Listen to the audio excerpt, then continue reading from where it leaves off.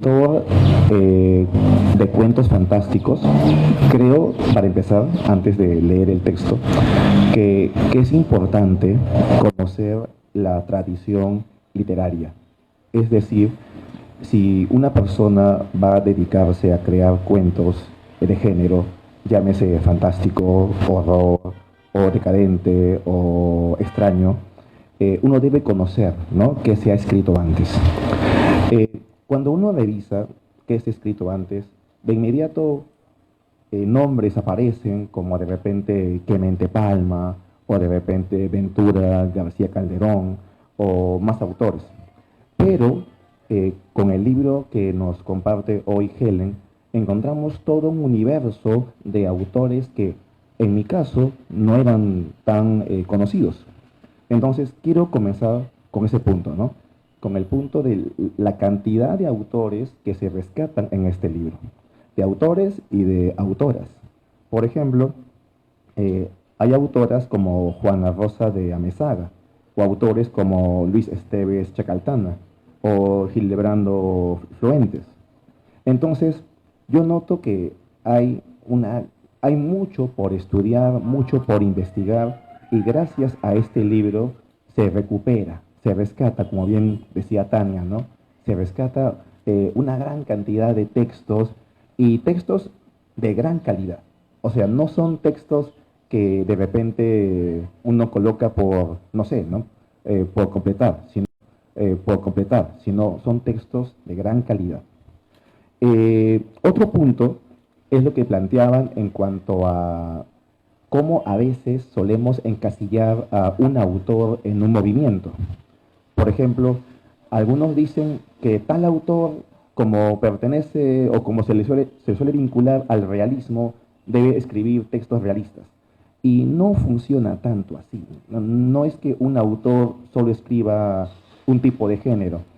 Por ejemplo, un caso, ¿no? El caso de Badelomar. Se habla mucho de sus cuentos criollos, pero ¿qué ocurre con los cuentos yanquis o los cuentos chinos, verdad?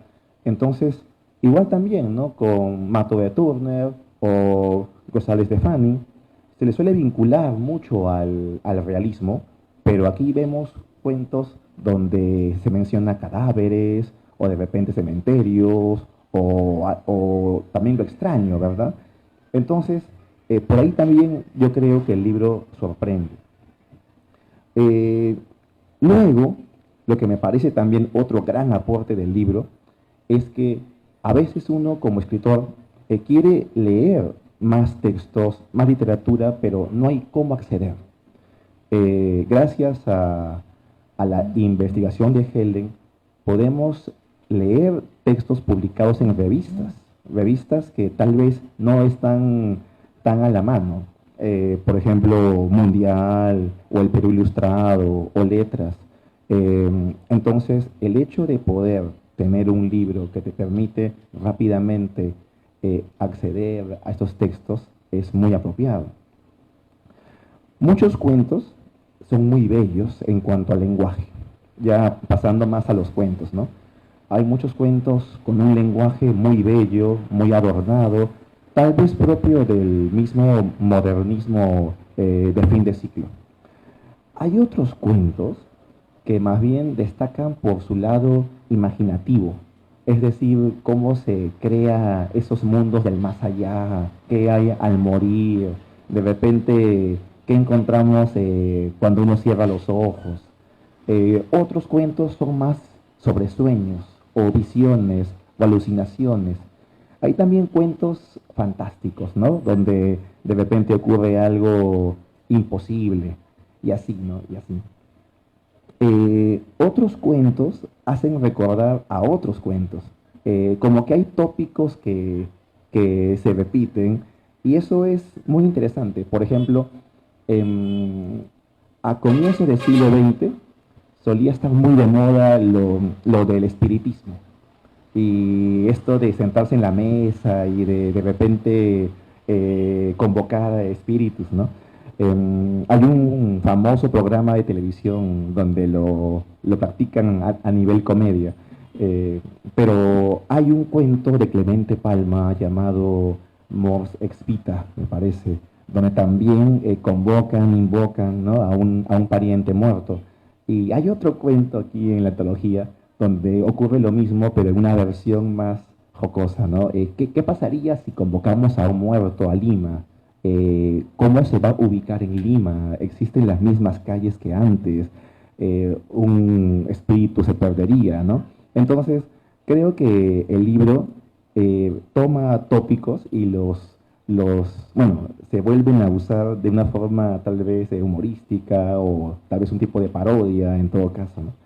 Entonces, como autor, creo que es un libro muy valioso, lo he leído con mucho gusto, y no puedo también dejar de mencionar la cantidad de autoras que hay en el libro, porque a veces también se suele vincular la labor de escritura con algo más como de varones, ¿no? Pero eso es algo muy incorrecto. Yo veo que hay una gran cantidad de autoras que han destacado, que han publicado en revistas, y es también excelente poder leer a ellas y a ellos. Eh, bueno, eso es mi intervención. Gracias por escucharme y los invito a comprar el libro y leerlo, ¿no? Gracias. Gracias.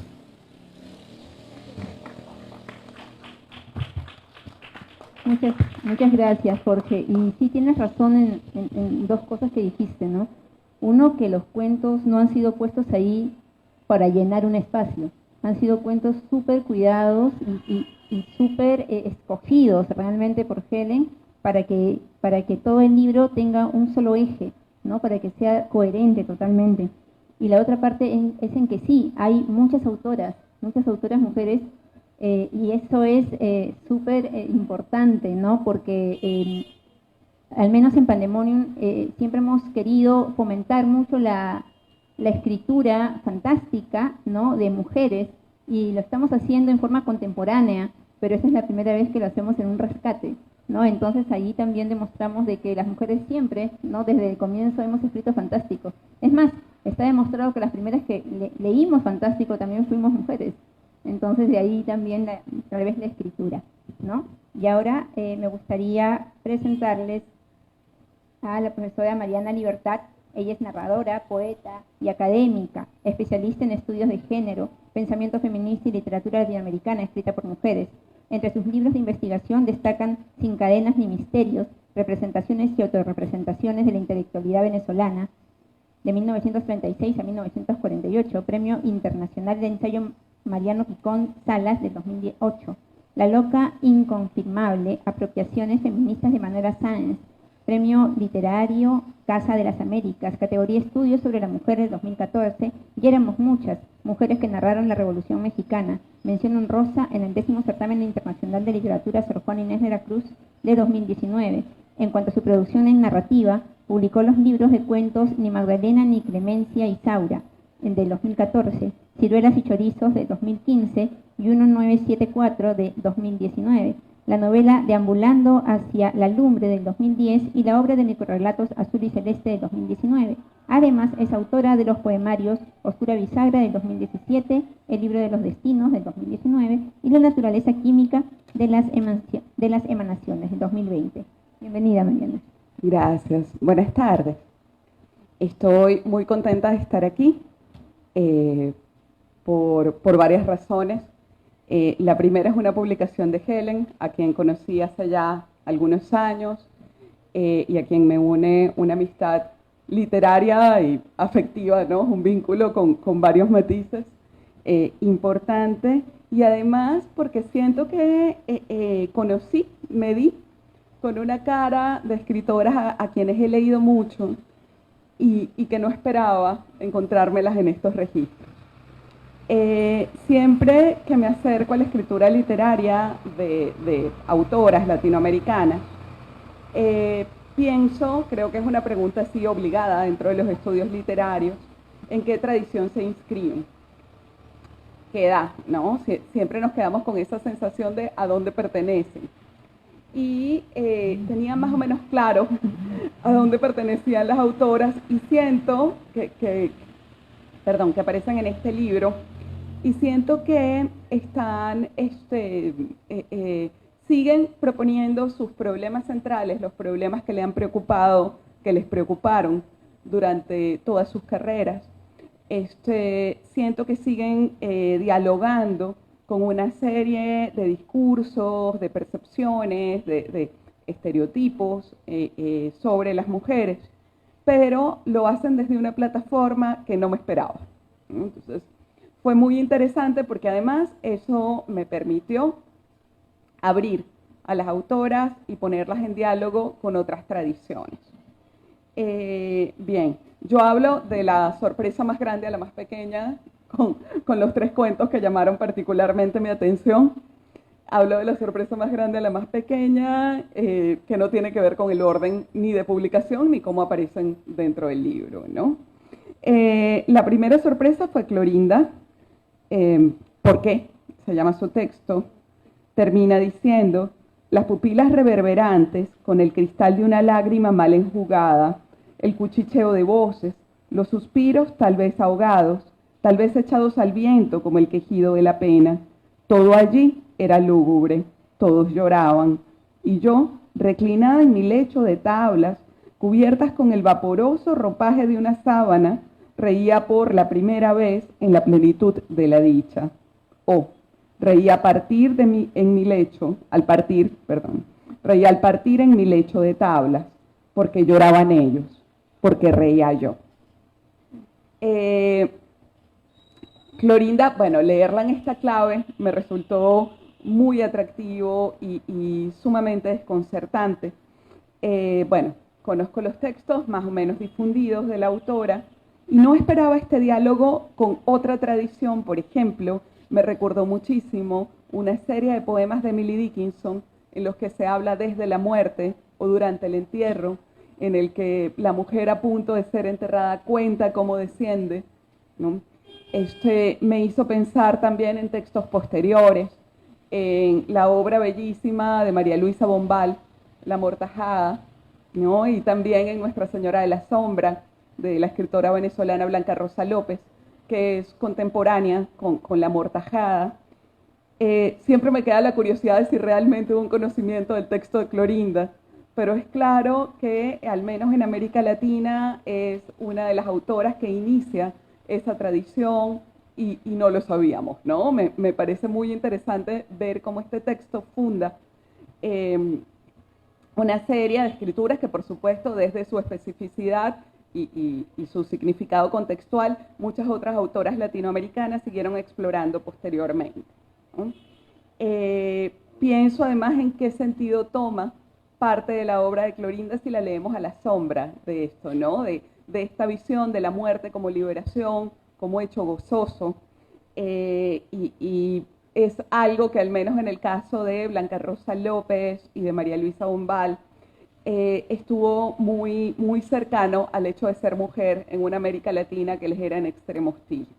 Entonces, leo este texto y me parece muy interesante la red que se teje en torno a ella y el saber cómo todos estos personajes que hablan desde poco antes de morir, por supuesto, hablan desde una experiencia individual y distinta, ¿no? Las autoras les asignan una experiencia individual y distinta, pero creo que juntas, si las leemos todas, podemos conseguir un nuevo significado a estas ficciones y a este personaje, a este tipo literario, digamos que es no sé si llamarla moribunda, ya murieron, ¿no? Las mujeres que hablan desde la muerte. Bien. El segundo texto que me sorprendió mucho fue el de Teresa González de Fanning.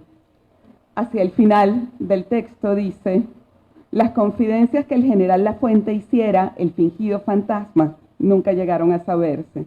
Se supuso, y no sin fundamento, que una mujer, dominada por la cruel pasión de los celos, había imaginado tan extraño expediente para seguir los pasos al objeto de su amor, que con un bastón se subía cuando era preciso el negro manto que la envolvía, figuraba descomunal estatura, y con un poco de fósforo, los destellos luminosos que su vestidura despedía y que tan fuertemente impresionaban a los crédulos transeúntes de la ciudad del Misti. Lo que sí fue que para todos evidente que desde aquella noche memorable, no volvió a aparecer el terrorífico fantasma por las calles de Arequipa. El texto es hermoso, al margen de eso, y bueno, le agradezco muchísimo a Helen que lo haya puesto en circulación nuevamente. Al margen de que es un texto hermoso, siento además que es una manera muy interesante que consigue la autora de volver a plantear un problema que es recurrente en su escritura ensayística y tiene que ver con esta fantasía masculina o esta percepción masculina sobre la mujer que termina convirtiéndose en una verdad irrefutable. Se cree que hay una mujer celosa que llora y grita, y ella es una viuda que está intentando sobrevivir como puede, ¿no?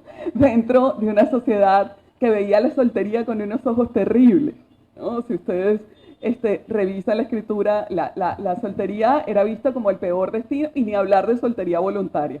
Le faltaba un tornillo a la mujer que se lo planteara. Entonces me resulta muy interesante que utilice este recurso. Lo leí y pensé en cuántas tretas no ideaban estas mujeres viudas o solteras para poder también seguir viviendo en ese espacio que las excluía. Este cuento me hizo pensar además en Del mal el menos, de Amalia Puga de Lozada, que nos habla de esa sí es una bruja a carta cabal, esa sí es una bruja en serio, pero en todas estas máscaras que tienen que asumirse eventualmente desde el lugar de la mujer en nuestras sociedades, ¿no? Y la tercera historia de la que les quería comentar, de la que les quería hablar, era la de María Negrón Ugarte. María Negrón me sorprendió mucho cuando la conocí hace unos 3 años. Hay un cuento de ella en Sabiondas e Indiscretas, una antología de escritoras peruanas de la primera mitad del siglo XX, que publicó la editorial Editora Perú. Está por ahí, no sé bien en qué están, pero María Negrón Ugarte es una de las primeras autoras que yo veo que representa dentro de la literatura latinoamericana a una niña esclavizada. Y nos habla de la esclavitud, diversifica las identidades femeninas, y su escritura siempre tiene, o al menos los textos que he conocido, tienen como este velo que las disfraza a ratos de literatura infantil, porque además era maestra. Entonces está con este juego siempre, con esta estrategia de enmascarar, volvemos a lo mismo que mencionaba hace un ratito, de enmascarar su escritura, ¿no? El fragmento que les quería compartir dice: y cuando mi hermano, al que llegué a referir lo que me había pasado, cuenta que yo vi al militar y al cura, nadie se asombra en el pueblo y le dicen: no estaba destinado para ella, mejor, quién sabe si eso hubiera sido su mal, porque ese dinero era dinero de la envidia y el crimen.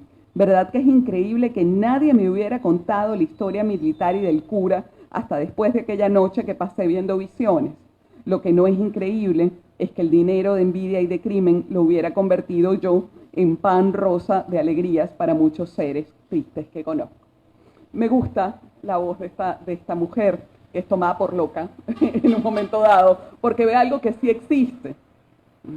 Y siento, y por eso pienso en La Rosa Amarilla, que es este otro cuento de María Negrón Ugarte, y creo que ella vuelve a montar la cámara, el foco, en los ojos de una mujer que es rechazada o estigmatizada socialmente. Bueno, en La Rosa Amarilla paga con la muerte, ¿no? En este caso con la pobreza, pero como el no escuchar esas voces y dan lugar a estas representaciones y a estos finales trágicos.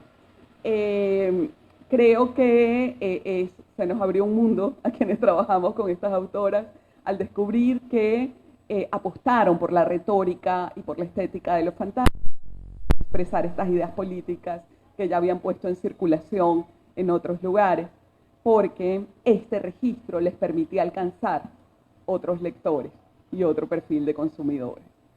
Entonces, bueno, agradezco nuevamente a la editorial y a Helen que nos hayan dado la posibilidad de pensar todas estas cosas.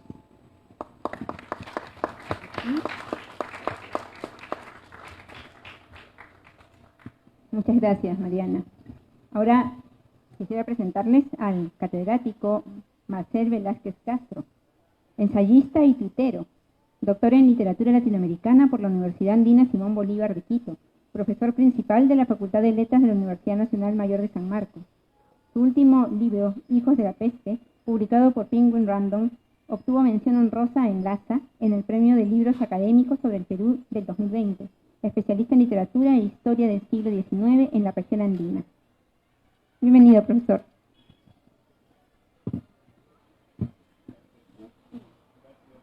Gracias por la presentación.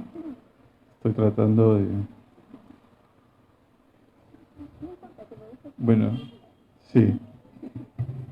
Creo que va mejor el libro echado, además, ¿no? Bien, el título me gusta mucho, Contigüidad de los cadáveres, porque de alguna manera disuelve esa fractura a la que estamos tan acostumbrados de oponer vida y muerte, ¿no? En el fondo todos ya llevamos en potencia el cadáver que seremos, ¿no? Así que me parece muy preciso haber encontrado este término contigüidad. Luego estaba pensando un poco en el parámetro temporal que aborda esta antología. Son casi 3 décadas, entre 1888, 4 décadas, y 1928, 4 décadas.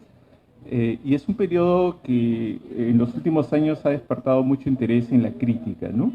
El llamado periodo entre siglos, en fin, es un momento, digamos, que nos sigue deparando sorpresas, como mencionaba Mariana Libertad, y que definitivamente ofrece un conjunto de textos que todavía no han sido plenamente leídos ni interpretados desde las miradas más canónicas, ¿no? Y creo que allí es donde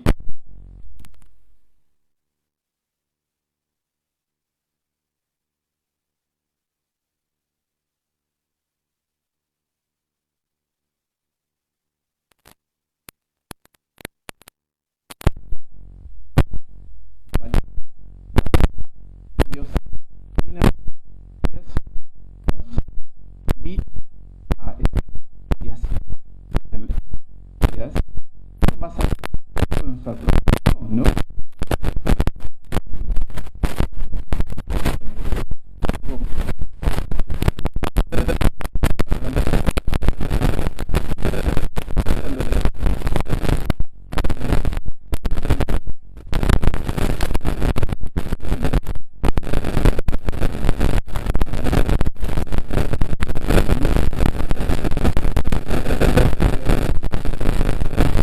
Simultáneamente ser muerte, que es un poco la gran bandera del decadentismo, ¿no? Vivir estas dos dimensiones, ¿no? Por un lado, pero también la situación del cumplimiento de la realidad en todos los sentidos del término, ¿no? No solamente morales, sino también físicos, y el tema del cuerpo que se corrompe, ¿no? El cuerpo que finalmente se convierte en cadáver, ¿no? Entonces creo que esta intervención, pensar esta selección en relación pues con una amplitud de textos y también de cuadros que remiten a ese periodo que podemos sintetizar con ese concepto que suele ser un poco esquivo de decadentismo, ¿no? ¿Quiénes son realmente los y las decadentistas en el Perú, ¿no es cierto?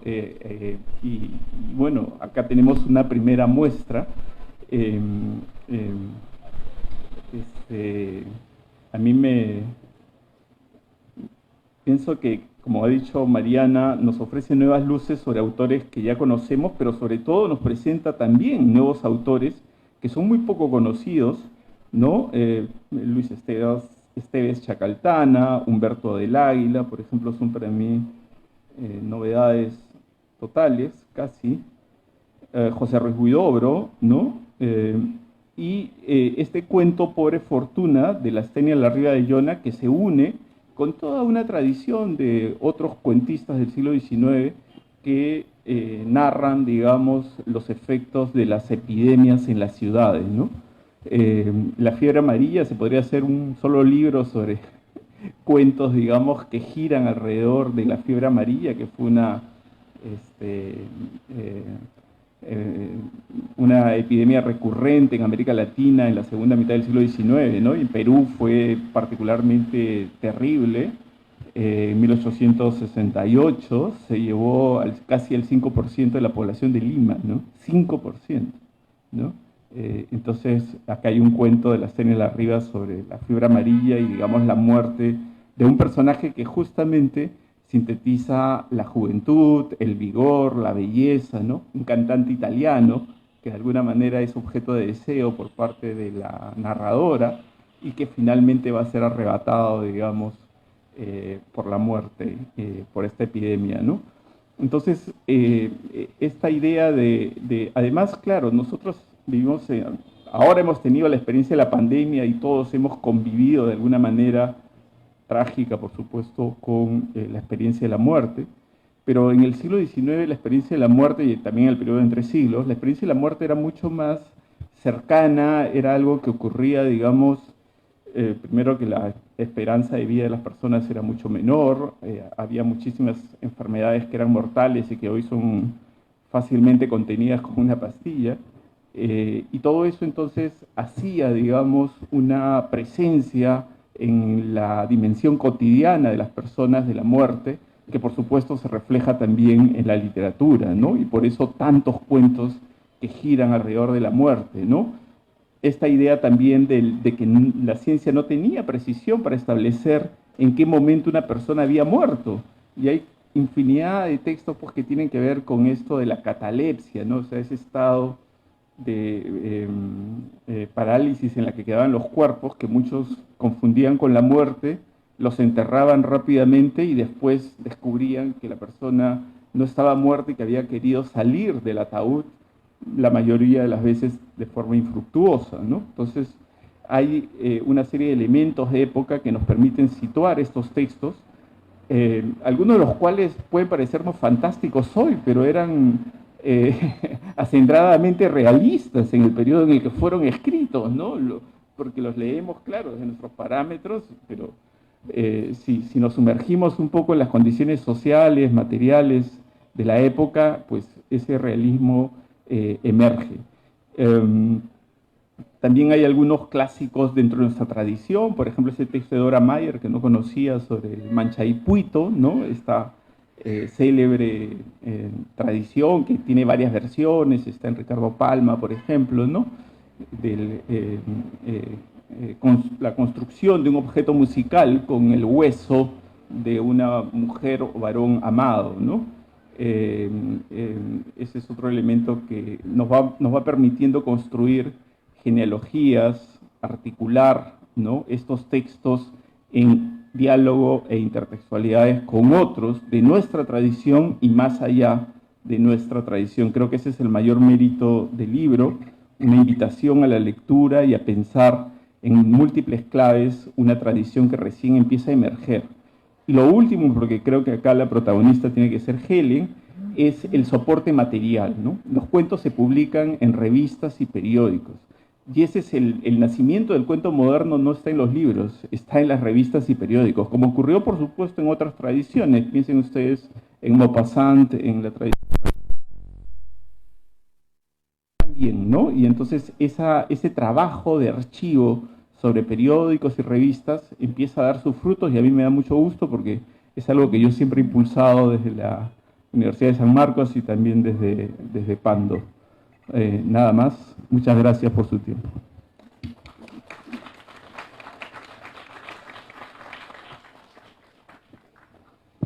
Buenas tardes. Primero quería agradecer a todos los asistentes. Como dice Vallejo, son pocos, pero son. Gracias por ello. Luego también quería agradecer a las personas que me acompañan en la mesa. Son personas que admiro y respeto y me hace muy grata su presencia el día de hoy. A la editorial por haber confiado en el proyecto desde que se presentó. Ellos apoyaron la idea desde que era un embrión. Ni siquiera estaba formulada todavía, pero Tania y Luis mostraron bastante entusiasmo. Y a los estímulos económicos de cultura por haber permitido la publicación. A mis padres también, sobre todo a mi papá, porque me ayudó con la transcripción. Hemos en realidad detectado 30 cuentos, solamente han quedado 16. y además 2 crónicas. Hemos querido que cada parte del libro, que está dividido en dos apartados. El primero es el tránsito de los espíritus y el segundo es mi favorito, Necrosario, cadáveres y camposantos. Y varios de estos cuentos, como bien mencionan Jorge, Mariana y el profesor Marcel, tienen una afiliación muy grande con el campo y el espectro de la enfermedad que existía a fines del 19 e inicios del 20. Curiosamente, una de las cuestiones que yo he querido trabajar en el prólogo es que antes que comentar los cuentos, porque eso lo dejo al criterio de ustedes, he querido comentar un poco cómo empezó este trabajo. Este trabajo empezó queriendo rastrear lo que era la Sociedad Enrique Alvarado, sociedad que fundaron Clemente Palma y Enrique Carrillo y cuyo lugar de comunicación o de espacio eran los cuartos de Palma. Al menos así lo menciona Domingo Martínez Luján. Entonces, rastrear esta Sociedad Enrique Alvarado fue importante porque me permitió detectar que había una constante en todos los nombres, ¿no? Por ejemplo, José Antonio Román, Clemente Palma, Enrique Carrillo, Domingo Martínez Luján, también estaba Manuel Bengolea, se repetían constantemente. Y es curioso también que hayan decidido adoptar el nombre de un poeta que nunca tuvo obra, que era de la generación de Ricardo Palma, falleció solamente cuando tenía 21 años, y me pareció curioso que estos jóvenes, a fines del 19, se hayan decantado por adoptar el nombre de un poeta que, por así decirlo, era un tipo de poeta maldito, solamente se mencionaba, pero carecía de libro. Entonces, rastrear esta sociedad era en sí el primer interés que yo tenía, pero según iba rastreando, empecé a encontrar pues estos cuentos, estas constantes y estos diálogos, ¿no? Y me resultó bastante curioso que, por ejemplo, el tercer número que dirige Clemente Palma, que es el del Iris, porque el primer director fue Vicente H. Delgado, él haya decidido invitar a Mercedes Cabello Carbonera a que inaugure el número. Entonces, esos gestos permiten detectar también cómo estos escritores, por más que eran una célula de escritores varones, tendían lazos con las escritoras, a quienes reconocían también en una esfera marginal. Entonces, me pareció, con respecto evidentemente a las letras pues que estaban instauradas, no pienso en el Ateneo de Lima, por ejemplo. Entonces, me pareció curioso ello, y es a partir del rastreo de esta sociedad que empecé a dar con estos cuentos. Y personalmente también el periodo entre siglos se me hace muy rico porque se extiende, como bien dijo el profesor Marcel, hasta casi el 30. Y es curioso esa extensión porque ya para esa época de decadentismo y modernismo aparentemente no se hablaba mucho, y sin embargo tenemos autores como José Ruiz Huidobro en Ancash o Ladislao F. Mesa, que era el Cholo Mesa, que estaban todavía pensando en una suerte de escritura que sería pues mucho más subterránea. Y uno de los objetivos de este libro ha sido ese, ¿no? Mostrarles un poco cómo es que estos autores y autoras arman sus propias tradiciones. En una parte del estudio, por ejemplo, aparece Domingo Martínez Luján, y no sé si recuerdan, pero Domingo Martínez Luján, era el poeta bebedor por excelencia de los fines del 19, ¿no? De hecho, tuvo su paso por el manicomio y fue entrevistado bastante ya achacoso por José Carlos Mariátegui, y le contó que él era un poeta pobre, triste y solo. Entonces, rastrear esas genealogías, esos poetas que quedaron a las orillas, Luis Esteves Chacaltana, por ejemplo, también hasta el día de hoy es olvidado, y sin embargo, era parte activa de esa comunidad. Me permitió pues encontrar estas historias. Y además me resultó bastante curioso porque ya la Guerra del Pacífico había pasado, se vivía un periodo de posguerra, y sin embargo José Ruiz Huidobro seguía aludiendo, en uno de los cuentos que a mí más me gustó, que es El Sepulturero, seguía aludiendo a cómo las montoneras estaban presentes, cómo en un momento el cementerio estaba abarrotado de cadáveres, y él ya ni siquiera podía limpiarlos ni bañarlos, sino que simplemente decía que tenía piernas, manos, brazos. Entonces, se genera como una suerte de estructura de sentimiento o espectro de sensibilidad, donde el cadáver se vuelve cercano, ¿no? Donde el cadáver se vuelve una presencia constante, por eso es que se llama contigüidad, y donde en vez de que sea su otro radical, es alguien que más bien permite iluminar esas zonas que la sociedad, que en ese momento ya estaba pensando en un proyecto modernizador, no atiende, ¿no? Por ejemplo, en el caso de las mujeres, como bien menciona Mariana, utilizan estas estrategias como el de Clorinda Mato. A mí también me sorprendió. Creo que en una segunda lectura la sorpresa es porque te das cuenta que es un cadáver el que está hablando, es un cadáver el que está contando sobre su propia muerte y no la está viendo con dolor ni con tristeza. Entonces me resultó bastante curioso esa imagen. O el cuento de Teresa González de Fanning, que se aleja del realismo y que nos presenta pues una mujer que decide adoptar una carga espectral para poder vigilar al amante, ¿no? Entonces, estas autoras que son de una tradición, vamos a decir, realista, de repente se decoran de una tradición que linda con lo fantástico. Como bien dice el profesor Marcel, no podemos llamarlas plenamente fantástico porque en esa época se podía leer desde un registro realista y sin embargo a nuestros ojos puede resultar curioso, raro, extraño, insólito. Por este lado, ¿no? El de las escritoras que utilizan estas figuras como el fantasma, la muerta, para criticar o condenar aquellas taras que todavía no existían en sus medios y que les impedían, por ejemplo, el acceso al trabajo. De hecho, María Nieves es una figura capital porque ella también funda una escuela, ella también es educadora. Y ahora, sin embargo, cuando uno busca su nombre, sale el colegio, ¿no? Entonces, es como que no se olvida, y además es una de las autoras también que publica un libro, ¿no? Entonces, a veces como que esto queda en las orillas.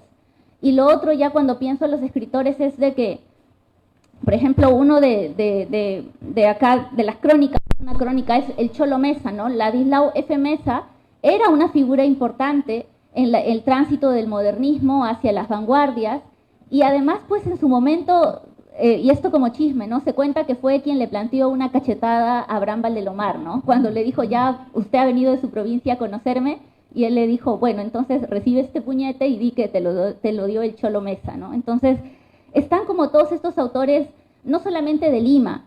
Algo que nos planteamos tanto la editorial como yo fue realizar un mapeo. No hemos podido incluir todo el Perú, pero van a encontrar autores de Ancash, van a encontrar un autor de la Madre de Dios, que hasta el día de hoy está olvidado, es Humberto del Águila. Humberto del Águila es un escritor que fue el primero en introducir el componente amazónico en el Perú. Él publica en Mundial con el apodo de Charapa, y es el primero en el que habla, por ejemplo, del problema del caucho, el que habla de los abusos hacia las comunidades amazónicas, y además su primer libro de cuentos sale editado por Aguilar, la editorial española, cuando estaban en plena dictadura, y quien le da el impulso para publicar es Ventura García Calderón. Entonces, es curioso porque yo no he hecho esto en el prólogo, pero invito a las personas que están acá que lo hagan, a través de las dedicatorias, de los agradecimientos por la edición, de las menciones, uno puede rastrear un mapa de autores y autoras que se leían y se conocían, básicamente como hacemos nosotros ahora también, ¿no?